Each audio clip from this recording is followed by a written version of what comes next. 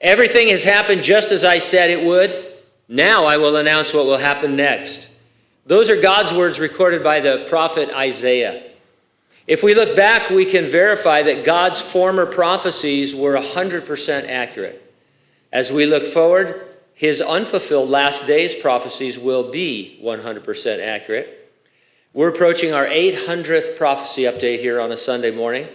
Never in all that time have so many of the things the Bible predicts been so obviously trending all at once. We're going to talk about Israel in just a second, but let me give you one other trend just to tell you what I mean. Prophet Daniel in the Old Testament was told in the last chapter of his book, Daniel, shut up the words and seal the book until the time of the end.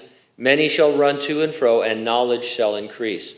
So generally we get from that some of the things that God had revealed to Daniel, namely about the 70 weeks of Daniel in chapter 9, they wouldn't really be discovered or understood until the last days. And that's true if you look back at Bible history and the history of the church.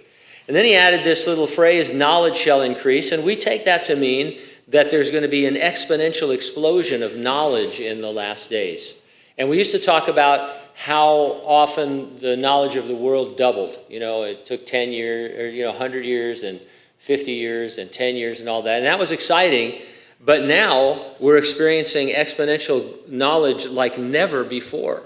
And it's going crazy.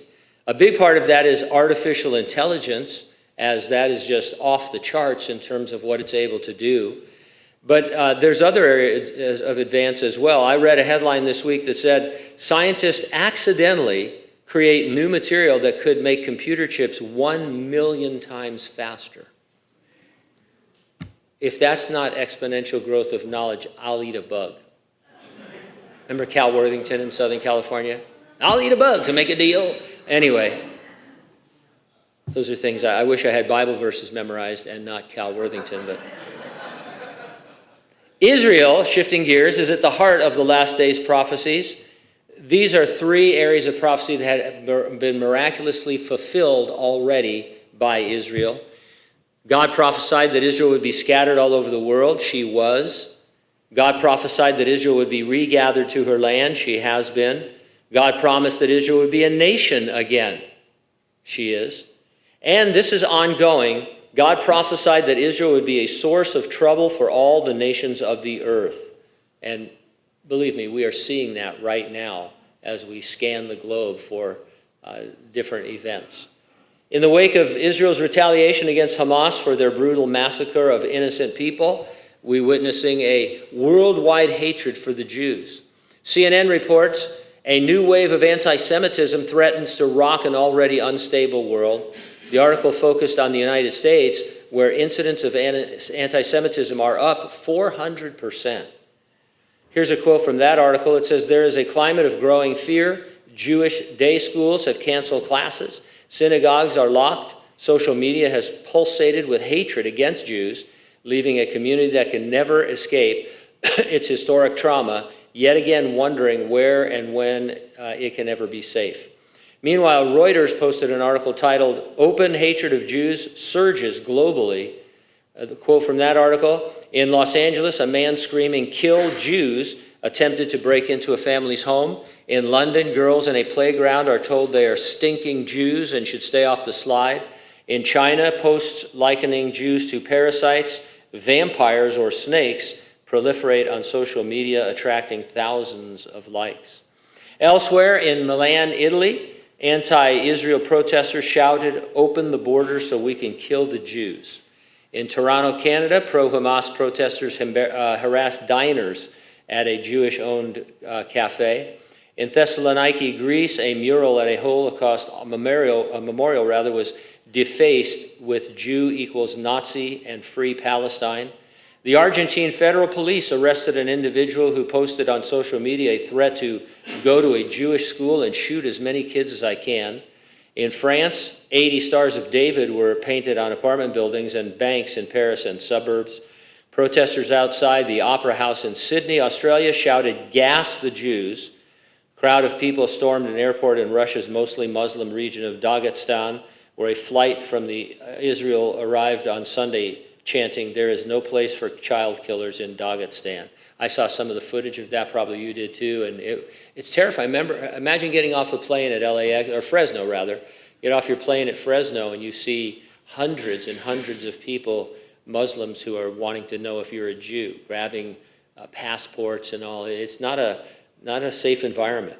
And then just this morning I read about, I think yesterday's protests at the White House, thousands of pro-Palestinian protesters. This is satanic. There is no other way to understand it. This is not just problems among nations. This kind of stuff doesn't happen except to the Jews because the devil wants to destroy them. His last play, now that Jesus died on the cross and rose from the dead to save mankind, the last play that the devil has is to kill every living Jew, because then God will forfeit his promises to save the Jews and have them rule and reign with him in his kingdom. And so that's what's going on. It's a worldwide excitement to exterminate the Jews. We consider all this a setting the stage for the Antichrist to rise up and make peace in the Middle East. I don't see any direct fulfillment of certain prophecies in what's happening currently. There's passages in Psalm 83 and Ezekiel 38 and 39 that give different nations, lists of nations doing different things to Israel, and those nations aren't really aligned right now when they should be. And besides, in Ezekiel 38 and 39, it says that there's an attack coming by a coalition of nations against Israel, but it will come when they are dwelling in safety, it says, with unwalled villages. And so this is all turmoil, wars, and rumors of war that Jesus predicted, and somehow it's setting the stage for the Great Tribulation. Now, the thing I do know is that the church will not be on the earth during the Great Tribulation. We can't know when all of this is going to happen. We may have to endure much hardship before the rapture and factor in that God may decide to bring judgment upon our nation for our national sin, separate from all this prophetic stuff. We can't be sure exactly when the tribulation will begin, but we can be sure we won't be here for it. Jesus promised his church, "I will keep you from out of the trial which will come upon the whole world to test those who dwell on the earth." That's Revelation 3:10. He keeps us entirely out of those years by resurrecting the dead in Christ and rapturing living believers. The return of the Lord for us is imminent. Nothing has to happen. And as we are rapidly moving towards things happening like the Antichrist and the tribulation, what is imminent is, you can't really say it's more imminent, but you know what I mean. It's got to be sooner than later. Are you ready for the rapture? If not, get ready and stay ready and keep looking up, because, ready or not, Jesus is coming.